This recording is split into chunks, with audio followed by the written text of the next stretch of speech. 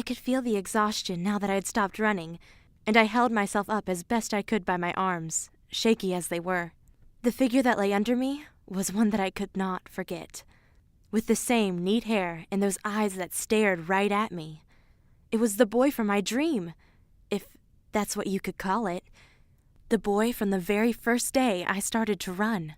As soon as I made this connection, everything went fuzzy, and once again I was waking up in the same room with the blue walls and the toys scattered across the floor. I didn't want to close my eyes, because, like the lady in the woods had made me feel, I felt safe here, and I didn't want this place to disappear again. I looked over, but this time the boy wasn't sitting in the chair next to me. I sat up, keeping my eyes open for as long as I could, only blinking when my eyes absolutely felt like they were going to pop out of my head. I sat there for a few minutes, hoping he might just wander in. I stood up feeling the cool wood floor on my feet. My eyes peered down at the toys, and as a child my first instinct was to play. Not only did I enjoy the action figures, sports cars, and other doodads that I found, but I felt better knowing there was a child close by, someone I might be able to speak to. I felt a strange connection with this boy, unlike any other of the various children I met on my journey. With him, I felt completely and utterly safe. While I was wetting a handsome Marine with a Stretch Armstrong doll, I heard the window behind me opening up. I turned fast, making sure it was the little boy, and not another adult, who might try and sell me out to that creepy man. To my happiness, it was him. Climbing in 1 foot in the room, and his head just barely making it into the window with his eyes shut. I smiled brightly, jumping up and almost shouting, "Hi!" He must not have seen me playing, for he jumped pushing his foot forward, closing the already open treasure chest of toys and falling into the room. I rushed to him, sliding on my knees so that his head fell in my lap before it hit the ground. I flung myself over him, trying to protect him the only way I thought I could.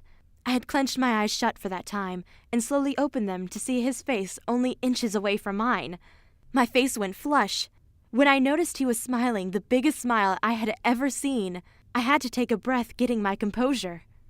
"Are you all right?" I frantically asked him. His smile managed to grow, and he sat up fast, kissing me on my forehead, and somehow managing to get to his feet in the same movement.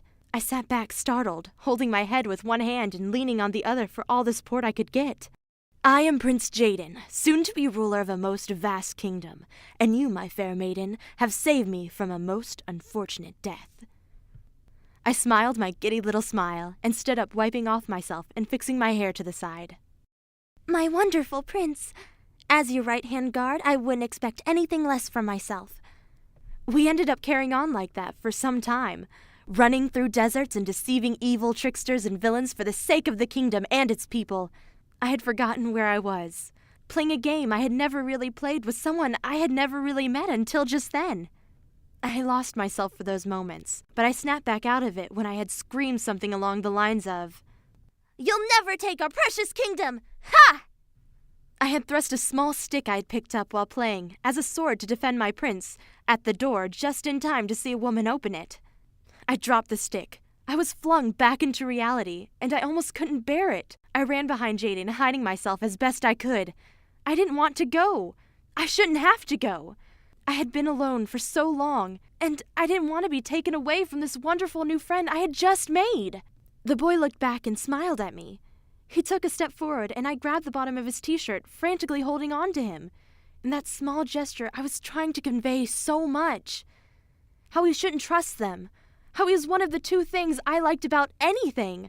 And how I wish we could go back to our world and be our own selves that we created. Before any time had passed, though, the woman came in with the strangest look on her face. Her eyebrows bent upward, and she looked almost sad. But it wasn't quite sadness. She took a couple steps toward us, kneeling down and smiling with the same sad expression. "Hey there." Her voice rang in my ears in a very pleasant way that calmed me just a little. "I see you and my son are getting along quite well." I nodded, grasping Jaden's sleeve. "That's really good. If you like, you can stay a little longer and play.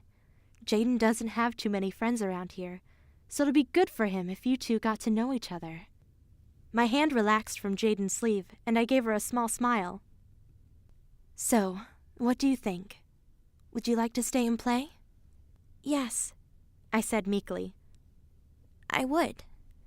Jaden's mom smiled, one of the most welcoming smiles I had seen since I had met the woman in the woods. All right, it's settled. You two can play for a little, but I do have to ask. I furrowed my eyebrows because I knew I had to run if the topic of who is watching you came up. However, she merely gave me a warm smile and asked, What's your name? I smiled widely.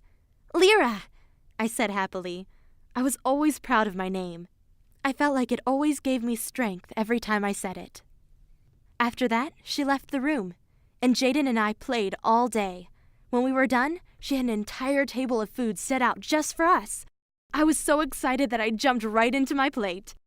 I had never seen so much food, and I was extra hungry today. I heard a snicker come from Jaden, and I looked up happily, excited to hear what he had to say.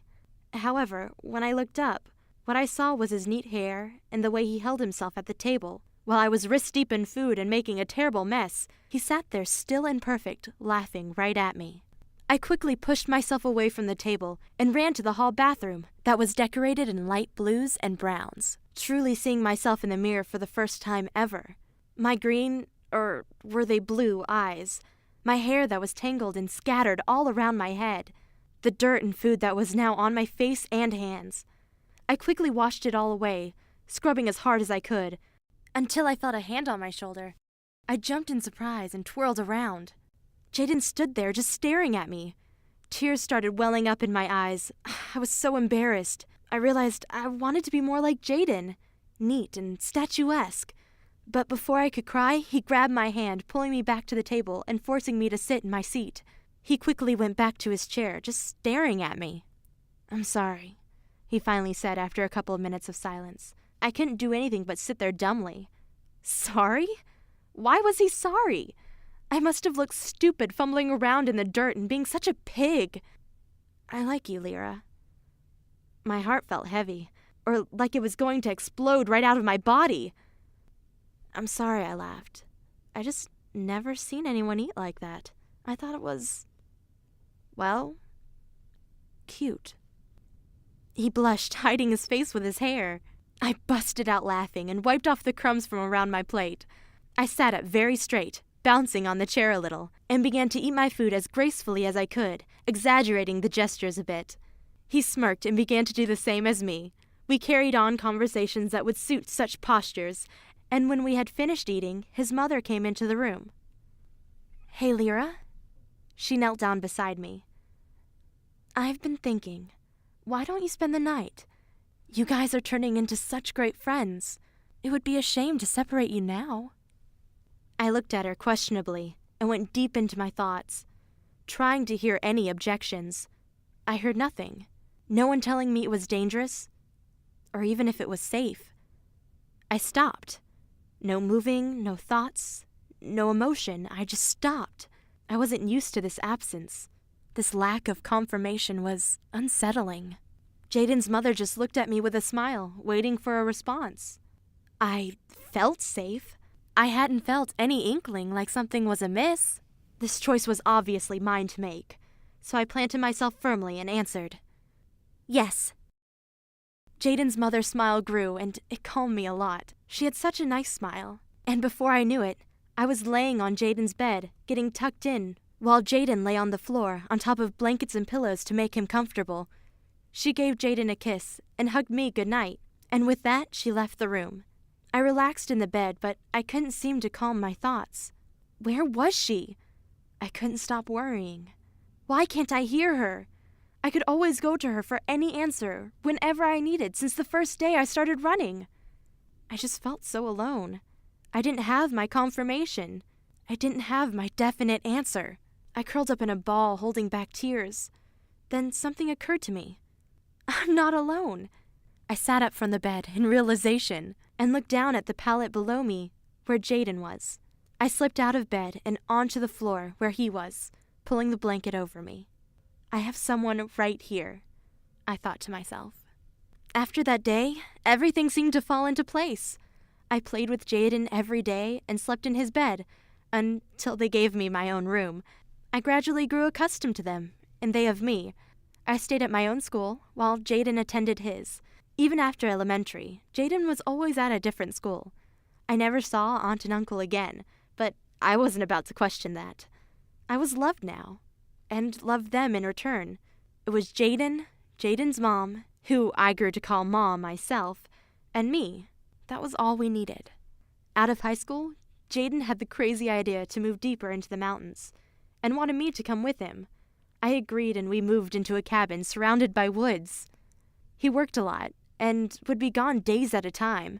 I would be stuck in the cabin when he left with the only car. He owned a handful of stores, so he was always very busy. But I knew I loved him, and I was willing to wait for him. He was never gone longer than 3 days, and if he did work too long, he made sure to spend the same amount of days with me as he was gone. That's what kept the fights at bay.